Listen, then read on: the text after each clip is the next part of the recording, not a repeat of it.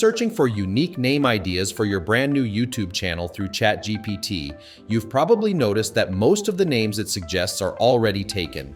It can be so frustrating to discover that there are many channels using the same name. But don't worry, because in this tutorial, I'll show you the best way to find a truly unique name for your YouTube channel and even build a brand around it. Let's get started. Search for Hostinger. It's a domain and hosting website that makes it easy to find a unique name for your channel.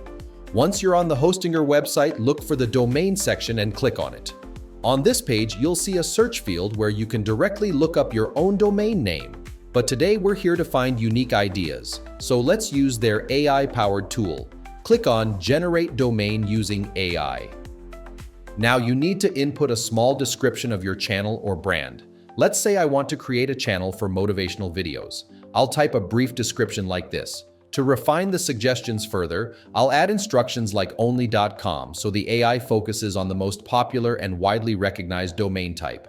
Then click on Generate. As you can see, it has suggested a great name. If you think the names are too long, you can provide additional instructions, like give character length between some characters. Click Generate again, and it will suggest shorter names that are available. Here's the best part. These suggestions are fresh and unique, making them perfect for both your YouTube channel and your brand. Plus, you can secure the domain name right away, giving your brand a sense of authenticity and making it easier to build trust with your audience. And that's how you can use Hostinger's AI-powered tool to find a unique name for your YouTube channel and even build a brand around it. This method not only saves you time but also helps you stand out. If you found this tutorial helpful, don't forget to like, subscribe, and share this video. Got questions? Drop them in the comments below. Thanks for watching, and I'll see you in the next video.